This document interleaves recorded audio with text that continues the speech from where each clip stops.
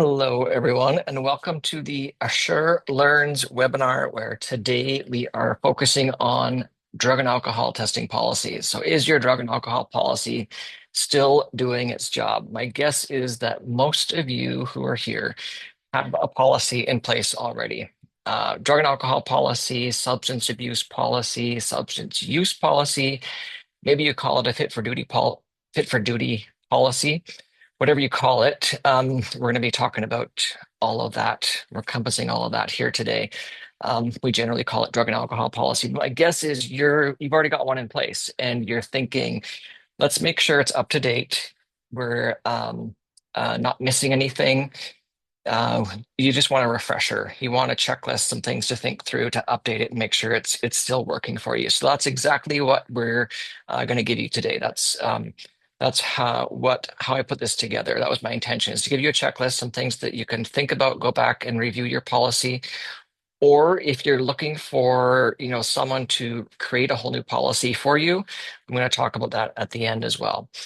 So a brief bit about us at Assure. What we do is we're all about helping you make sure that your workers are fit for duty and that your workplaces are safe. And how we do that is through drug and alcohol testing, occupational health testing, which is audio mask fit, physical abilities testing, health assessments, all of that kind of stuff, as well as supervisor training and policy development. And we've got over 140 partner clinics across Canada. So we're able to accommodate all of that testing wherever you might be working or hiring from across the country. So I'm John Rakoczy. I'm the founder and CEO of Assure Occupational Testing. We are about 16 and a half years in the game at this now, in helping companies stay compliant with OHS and your company policies.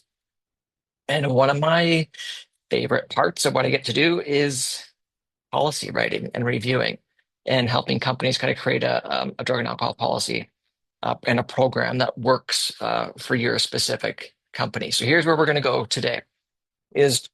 I'm going to walk you through some things that you can, important considerations for your policy, some things you can check off. Encourage you to take notes, though we are going to be providing the recording of this after as well. I'm going to give you some rollout procedures. So once you've got a good policy in place, you've got it approved, you've got it, you've got it approved internally by your company management and owners, whoever is your board of directors, if that applies to you. You've got it approved, you've got legal approval, they've signed off on it. Now you got to roll it out company-wide. So I'm going to talk about what that looks like. I'm going to share about how we can support you here at Assure. And if you've got any questions, want to leave some time for that at the end as well. If you've got questions, I encourage you to just put them in the chat as we go, then I'll answer them as we go. So to begin with, first question is, what is the purpose of a drug and alcohol policy? Why do we create them? Well, some of you might say, I'm just doing it to get my core certification.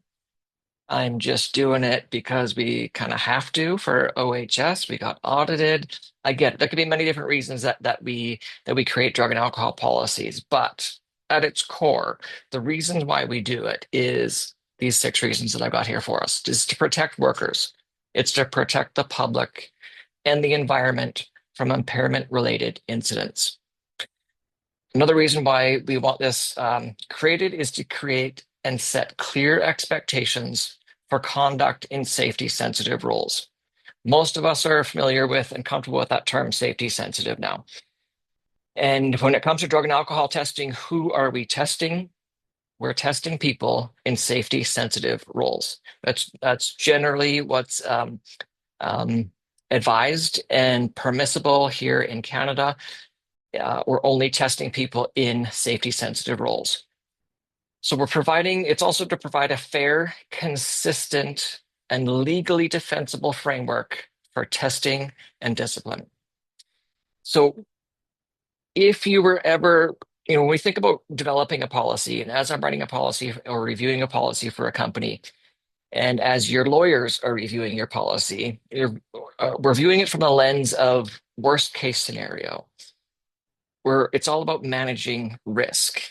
and our comfort level with risk. So if, worst case scenario, your company was to be taken to court by an employee because of, enforcing the drug and alcohol policy, what the courts are going to look at is, and they're going to challenge you as a company on, is to show proof that you've been enforcing this policy fairly and consistently across all of your staff, across a period of time. It's not, enforcing it today. We're not enforcing it next month. Um, um, they're going to look at, are you educating your employees well on the policy? Are you educating your supervisors and managers well?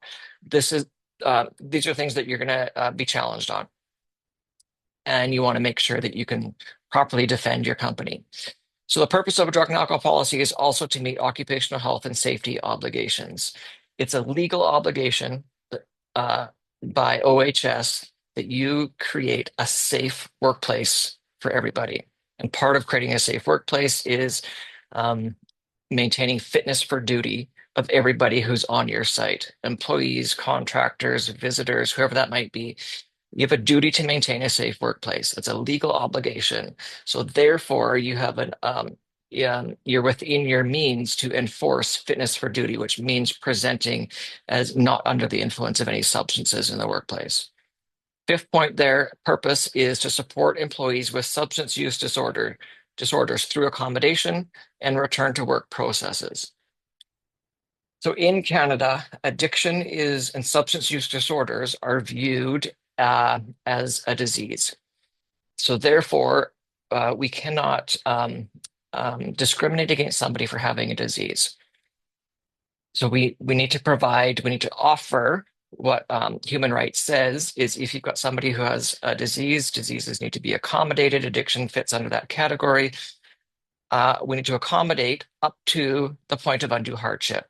So that's where lawyers get involved, and that's where it's the gray area. What does undue hardship look like? Because we do not allow unsafe work practices, and we cannot discriminate against people with disabilities. So it's about managing and balancing both of those things at the same time.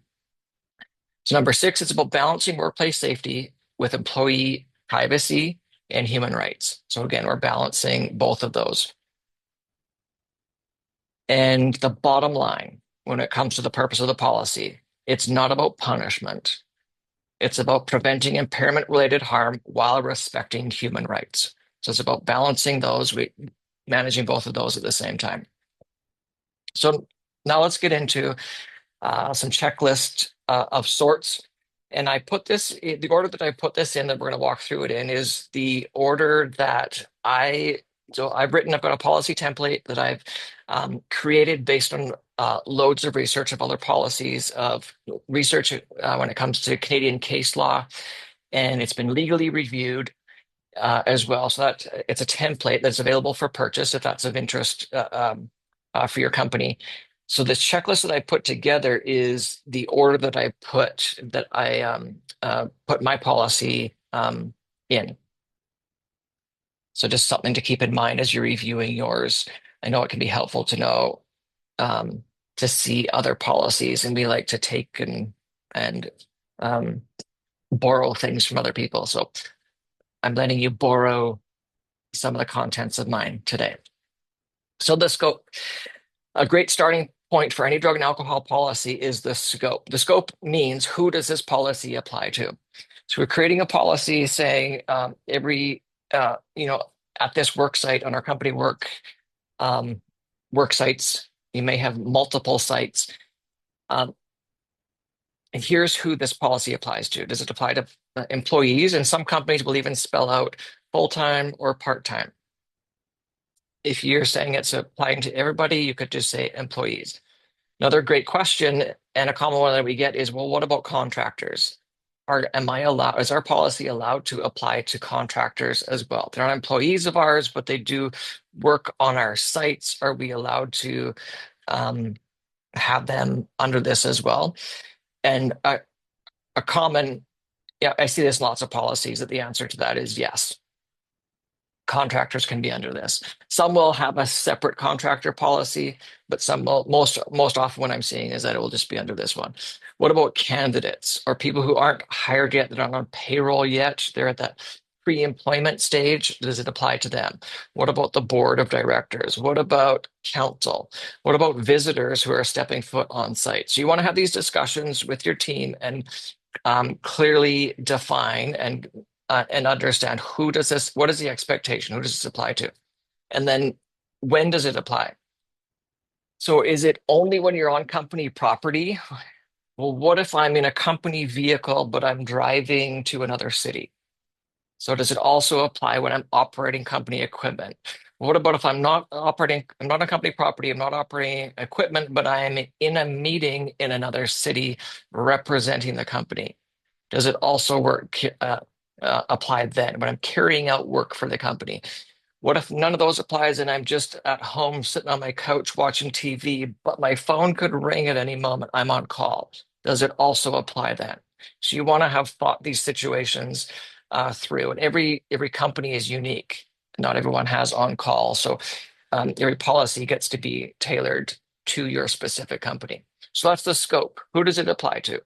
The next important piece that I like to include is communication. So we create this policy. An important piece is we then need to communicate it, roll it out to everybody. So how will you do that? So to think through, how are we going to make sure that our supervisors or managers or leaders, whatever you call them in your company, you want to make sure that your managers know the best and best understand the policy, because these are the people that you're relying on to enforce it day to day. You may be in the office, maybe you're not in the field, and you're not seeing what's happening with a crew of guys. So you need to make sure that your managers are fully versed in knowing what their rights are and what they're allowed to do, what they're not allowed to do when it comes to enforcing the drug and alcohol policy. So that's where the supervisor reasonable cause training really comes into play. And a piece of that, what we talk about in there, is making sure that managers understand what they're allowed to do, when they're allowed to step in and not. Because again, they might be getting questions from employees about the policy. Questions like, I'm taking medical marijuana. Is that allowed in our policy? Even if your supervisors don't know the answers to all these questions, at minimum, they need to know where are they directing them. So who's responsible for this policy? Is it HR? Is it the HSE manager? Somebody needs to be the source of information here. So communicate it with your supervisors, have separate sessions and meetings with them, and your policy should clearly identify this or spell it out, what you're going to do and how you're going to educate them. And then employee education. So how are you going to do this? Are we going to do it during onboarding of new staff? Are you going to do this monthly, annually, biannually at safety meetings, toolbox talks? How do you plan to make sure that your employees are fully aware of the expectation for fit to arrive fit for work, and what that means, what a violation of being not fit for work and being not in compliant with the drug and alcohol policy? What are the consequences? You want them to be aware of consequences for violating. So this is another important piece of a policy that basically verbatim, what I'm going to put on the next two screen slides here is basically verbatim of what I include in any policy that I'm writing. And this is coming straight from the Canadian model for providing a safe workplace. That's a free document that's available online, PDF. New version is coming out in the next few months. We haven't got an exact release date on that yet, so stay tuned. If you're on our email list, we're going to make sure to keep you updated whenever that new model is released. But Canadian model for providing a safe workplace is considered best practice for drug and alcohol testing programs in our country. And the alcohol and drug work rule basically is the plumb line, the crux of any policy. So what it says is, it is prohibited to, while on company premises or work site, to use, consume, distribute, possess, transport, sell alcohol, medications, illegal drugs, mood altering substances. So this point here is you're setting the standard. You're making it super clear. There's no gray area here. Here's what's okay. Here's what's not okay. So you can't do any of that. The first, point A there is speaking to um, drugs and alcohol. The second one, report to work. It's prohibited to report to work or work with an alcohol level equal to or in excess of 0.04. 0.04 is the Canadian model standard. If your company falls under the Department of Transportation, you're going to have 0.02. That is their requirement. I have seen for a couple of policies that I've written, companies said we want 0.00. That's possible. You can create, you can tweak this one a little bit. If you're going to step outside of the Canadian model for providing a safe workplace, or the DOT, it's best to have a reason, a justification for that. That justification could be, based on the history or the incidents of our company, of our community. There's a higher level of alcohol use because of that, and we can prove it. We've got some statistics based on past testing. We're going to lower it to 0.00. So if you're going to step outside of the norms, it's best to have, you want to be able to justify it. So carrying on with the drug and alcohol work rule, it's prohibited to report to work or work with a drug level equal to or in excess of the concentrations set out in the testing standards. So what this means is, and again, Appendix B is going to, I just took this again straight out of a policy that I have written. So Appendix B includes those charts, the cutoff levels. So some of you have seen there's two different charts containing the cutoff levels for urine samples, and there's a separate one for oral fluid samples. Those come straight from the Canadian model, is where we're getting those. And they're also the same as the Department of Transportation, which all of us in North America follow the same cutoff levels, the DOT and the Canadian model.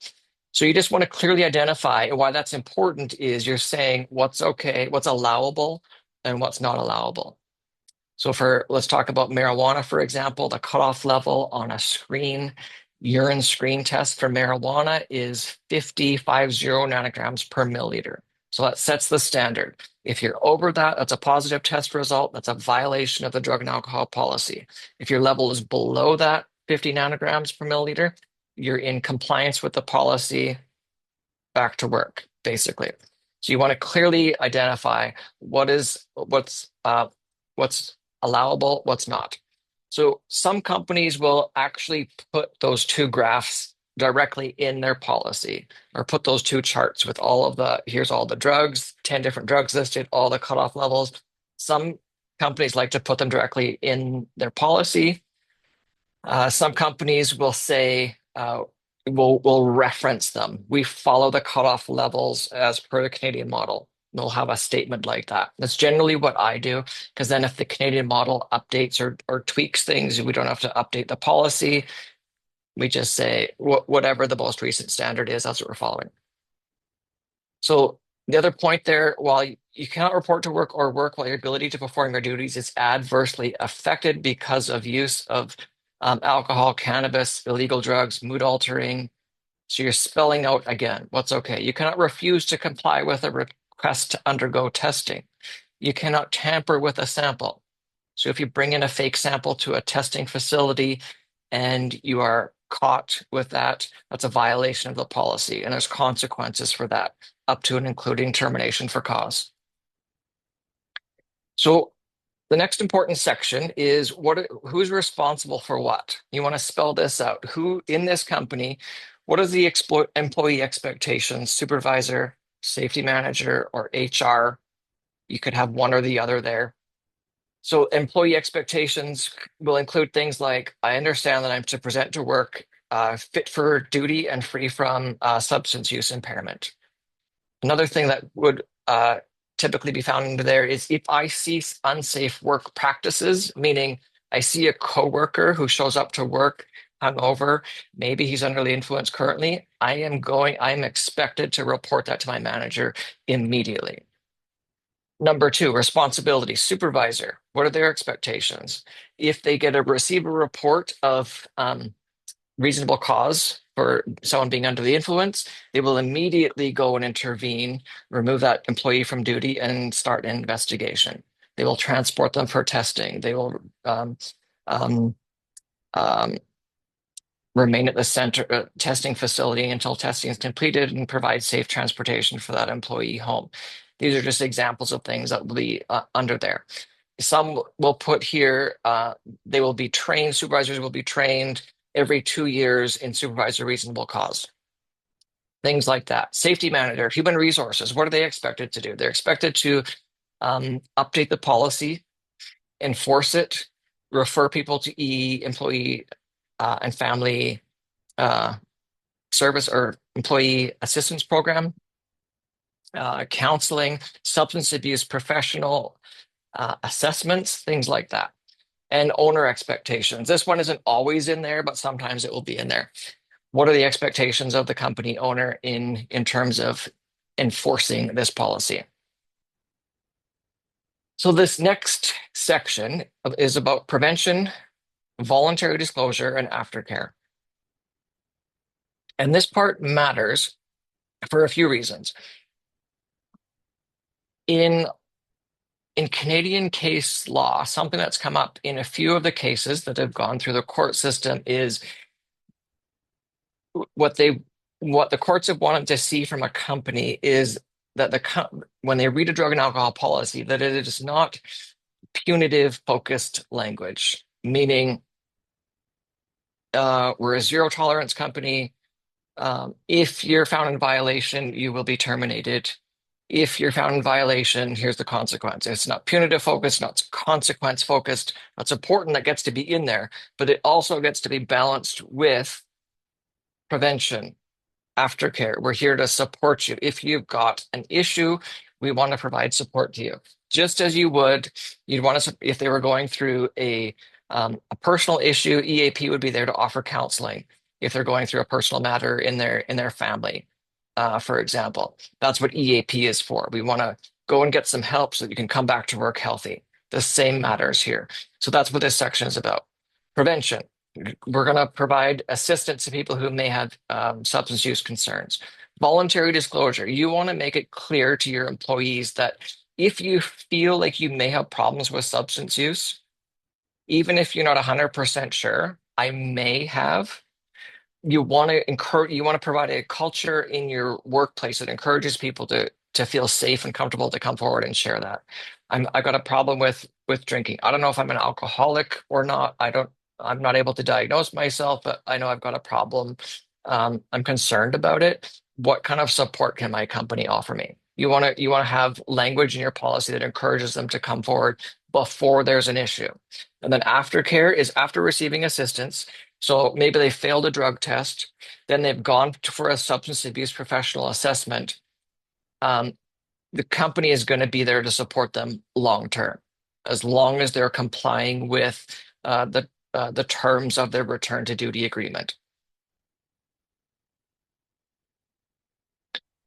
So investigation guidelines is the next section. So when there is a violation of the policy, someone reports to work hungover, not fit for duty, smelling of alcohol, smelling of marijuana, as a few examples. The supervisor, the manager gets to do an investigation.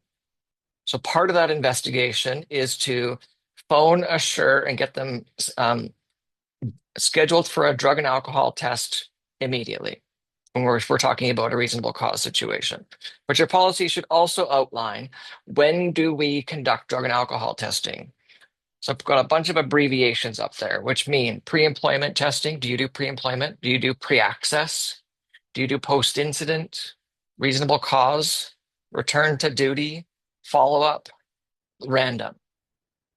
So you and your management team want to have discussions when you're creating this policy to talk about each of those situations. Do we do testing in these situations? If so, you want to include that in your policy so that all of your staff is aware. I could be tested at any time in the following situations. Investigation guidelines could also include medical evaluation. So if somebody is found to be in violation of the policy, they test non-negative on an instant test, or the they test positive on a lab test, you as a company have the right to request medical information as part of the overall investigation. What about possession of drug and alcohol? Do you want to include, some companies will include a clause or a paragraph that says we reserve the right to investigate on reasonable grounds.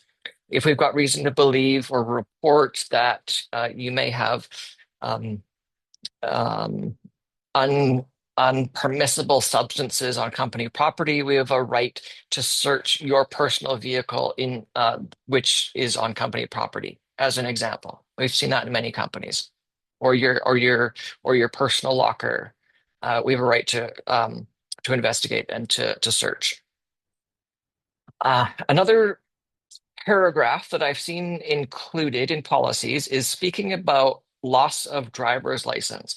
So many of you will have people working in safety sensitive positions who need a driver's license, who need class 1 or class 5 license as part of their duties. So I've seen it included, and I do like to include it as a way of educating and reminding employees that if they lose their driver's license, they have a duty to inform their supervisor immediately. If for whatever reason they lose their license and they need their license for their job, they have a duty to inform the company immediately. So here's another good one that's important to think through before before a company event. Have these discussions with your management team. What thinking about company staff parties, Christmas parties, when staff are attending conferences or representing the company at a meeting or an event off-site. Are staff allowed to consume alcohol? If so, what does that look like? What about cannabis? Now that it's legal in our country, alcohol is legal, cannabis is legal. Is cannabis permitted? So have these discussions and before an issue happens is the idea here. And decide what are we okay with, what level of risk are we comfortable with, and what are we not comfortable with. So another section is testing procedures. So what kind of testing do you do? Who's qualified to perform the testing? Do you perform the testing in-house? Does your safety manager, or is that the person we're going to get to do our urine testing? If not, and the general consensus is this isn't something that we do in-house for a number of reasons.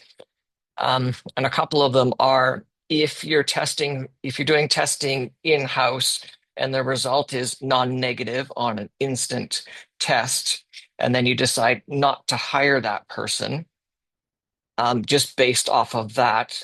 Again, we're thinking worst case scenario. It's all about managing risk. We're talking about these situations.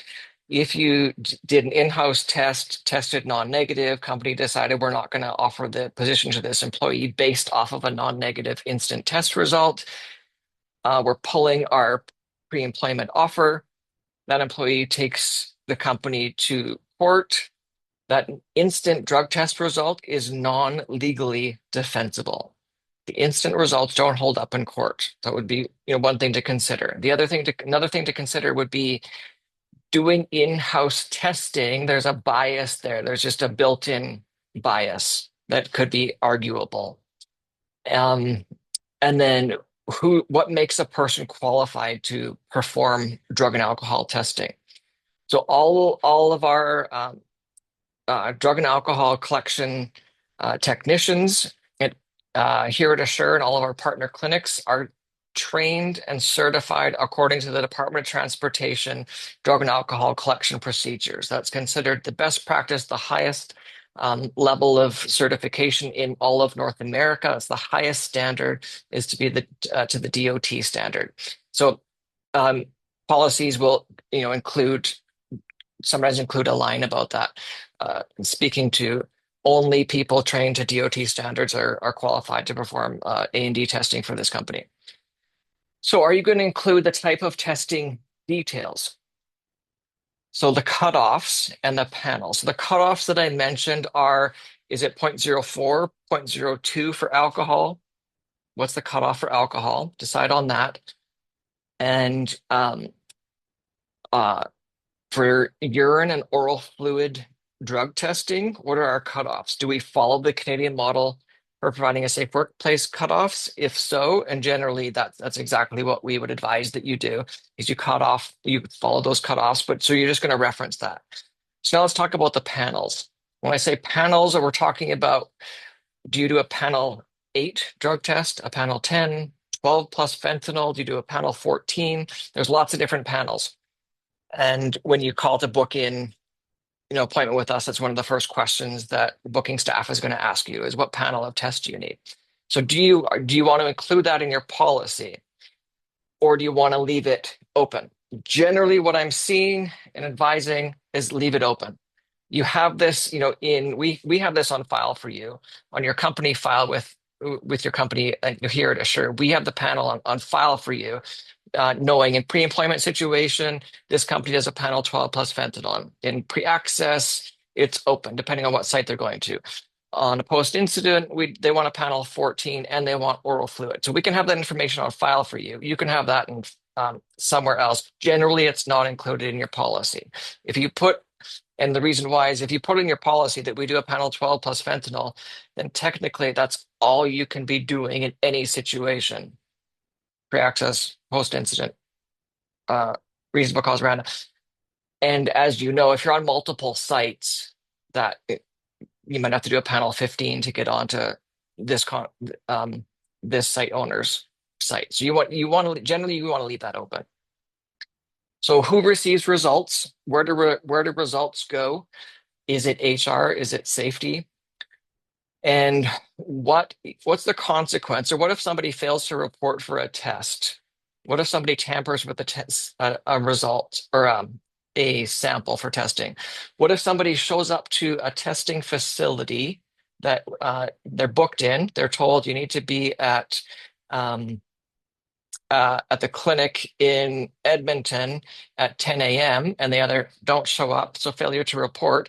And what if they get there and then the technician says, "Can you please remove your coat and empty your pant pockets and remove your hat?" And they say, "No, not doing that." They're not complying. That would be a violation of the policy. What if they just outright refuse to go to testing? Then what? What are the consequences of that? So you want to have, again, that thought through so that um, before these situations happen, you're clear. What are our next steps here? And you want to be clear that each of those is a violation of the policy. So test results. Quite often we can have sections in the policy that will talk about these 4 possible test results and how do we handle this? What are the next steps? So a negative result would be that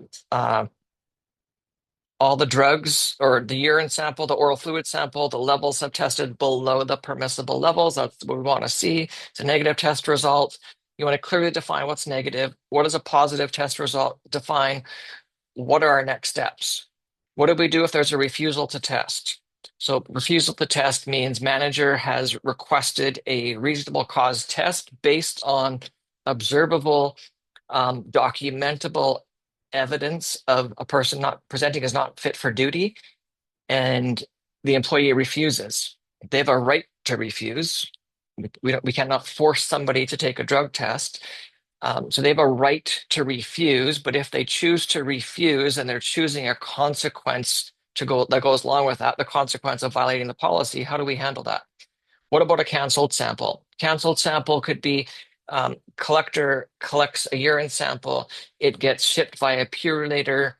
Somehow in shipment, the bottle gets damaged. It gets to the lab. The lab opens it, and it's broken bottles. That would be a canceled test. Or there's other situations where there's fatal flaws where paperwork may not be done just right, where it can be canceled. How do you handle those situations? Generally, it's immediately get that employee back in to recollect. But again, think through that. And then consequences. How do we handle consequences of violation? Whether it's a failed drug test, non-negative, or a positive result, tampering, failure to comply, the things we've talked about. You want to make it clear and so that your employees know. there will be discipline for failure to comply with the policy, which may include, it's a great important word is may. You're not going to spell out exactly what will happen because every situation is going to be unique. So, which may include a variety of reasonable measures up to and including termination for cause.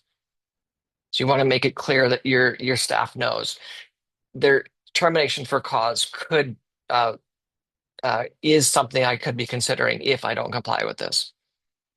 Consequence of violation may include a substance abuse professional assessment.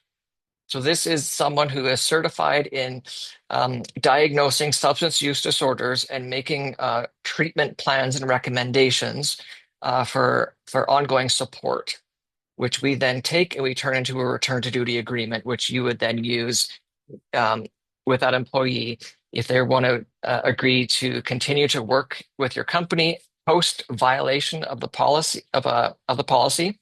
They agree to those terms, and all those recommendations come out of that substance abuse professional assessment. And you may also recommend medical assessment. Again, if that makes sense. If there was an incident and maybe there was an accident at the work site. They were under the influence of a substance, but then they injured themselves. You may be getting a SAP assessment as well as medical assessment to make the best plan of action for that employee to make sure they're fit for duty and safe. And the return to duty agreement, which we just touched on. So it's also important to include a piece about confidentiality. Who gets to know this information? Who gets to know the drug and alcohol test results? Where are they kept? Who has access to them? Who gets the positive results? Who receives results from our clinic when we're sending them to you over the secure portal online? Who has access to those? Employees have a right to know who's going to get this information. And here's some appendices that quite often I will include in policies. They're not always all in all of them, but here's some things to consider. So the definitions. Some policies will have it embedded right in the document if there's just a couple, but if you've got a list of them that your company wants to define, sometimes it's cleaner to put them as an appendix. What is a safety sensitive position? And taking that a step further, this could be its own appendix, is who at this company, we have 150 positions here or employees here, maybe there's 10 different positions total. All 10 of them don't qualify as safety sensitive, just these 5 do. So it can be helpful to put in your policy, these 5 positions, electricians, plumbers, scaffolders, truck drivers, all of these are safety sensitive. So that's who these are subject to drug and alcohol testing. That could be helpful if not everybody your company is safety sensitive.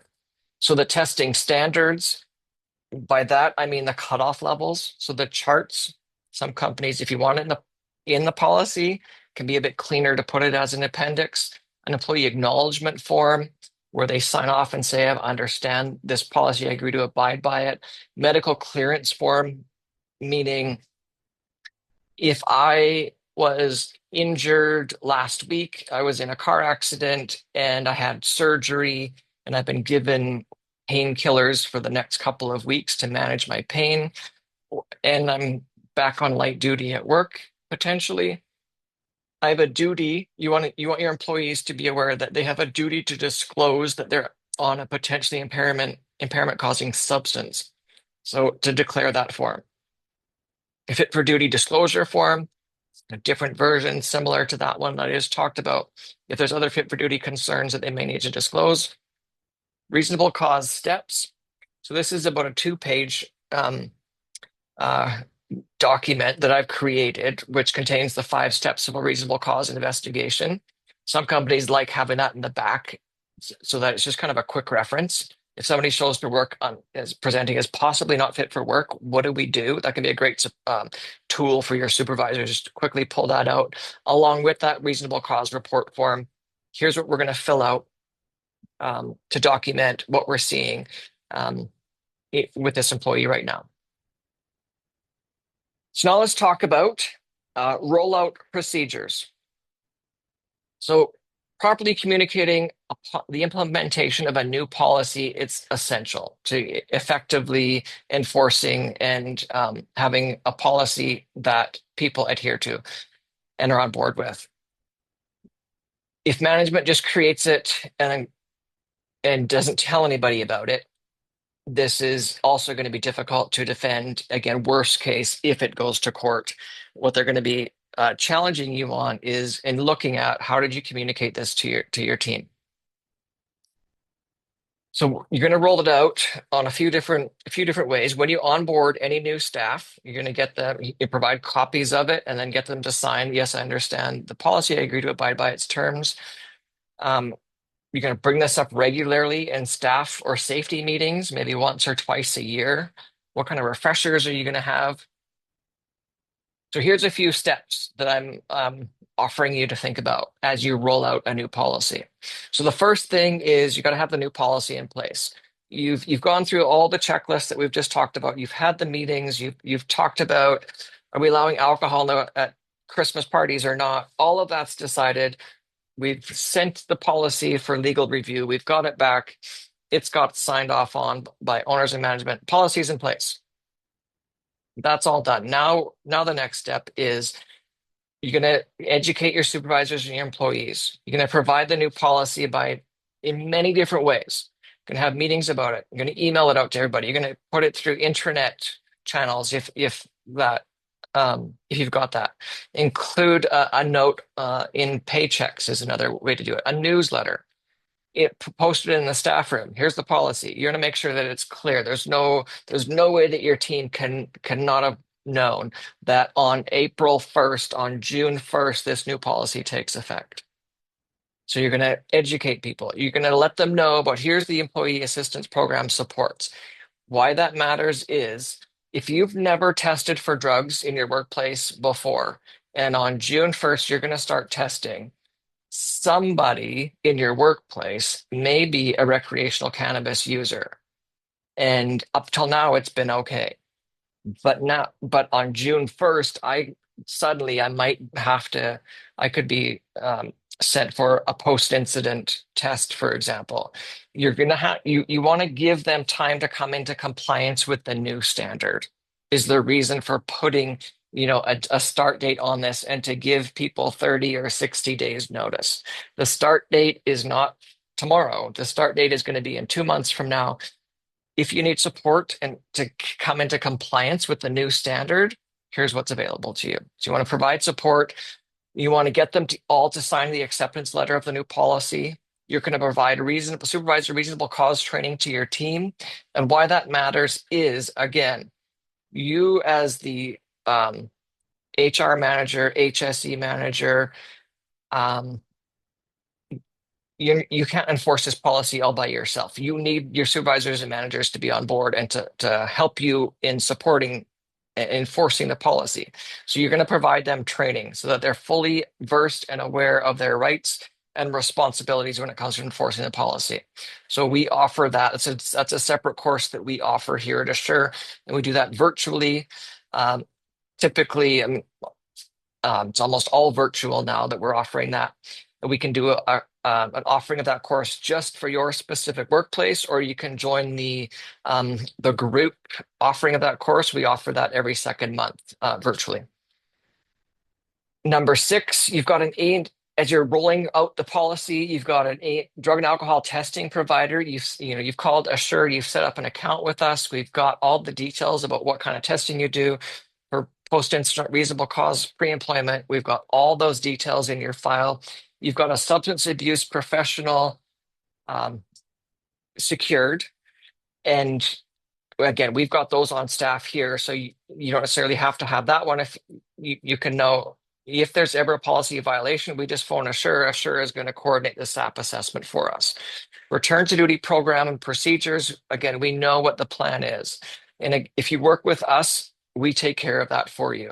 If there's a violation of the company policy, we immediately get a substance abuse professional assessment completed. We get that report back. We then generate that return to duty report or agreement for you. We provide that to you. That becomes your next steps for moving forward with this employee.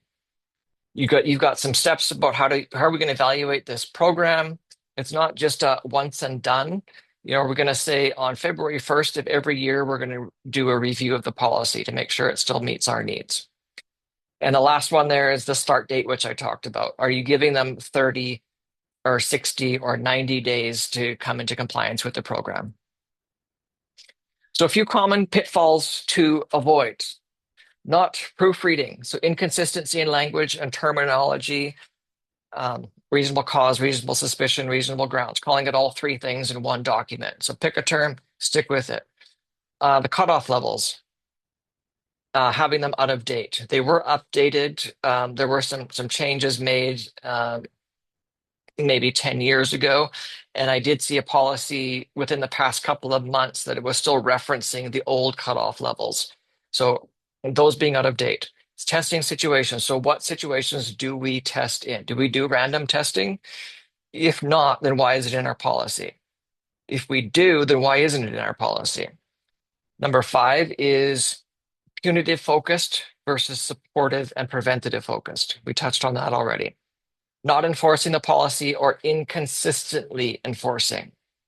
Supervisors not trained. This is probably one of the biggest ones that we see. Is that we hear of someone phoning a week after the fact and say, "Hey, I need to book somebody in for a post-incident drug test," and then it will come out that, "Oh, this happened a week ago," and that's not when we do a post-incident test or a reasonable cause test. We don't do that tomorrow well, after they've slept it off. We do the reasonable cause test immediately. You have reason to believe an employee is under the influence or not fit for work. They're immediately getting in the truck and being driven to a testing facility. This isn't waiting until they feel like going or next week when they're back to work. You want to know, you need your supervisors to be trained to know these kind of details. Not having programs in place to support the policy. All right. So how can we support you? I know some of you here in the training or watching the replay probably came because you want some support. So here's the 3 different levels of support that we can offer you today. First level, if you just want a review, you're feeling like we've got a pretty good policy. I would just like a second set of eyes on it, or it's been a few years since we've looked at it. Will you review the policy and advise on it? Absolutely. So that's an option for you. And any of these options, feel free to, I'm going to give my contact information shortly, and it's going to be sent out. You're going to get the replay, and Carrie, when she sends out the replay, she'll give you ways to get in touch with us if you want support in any of these ways. So you can reach out to us, and we'll get on a call and talk about reviewing.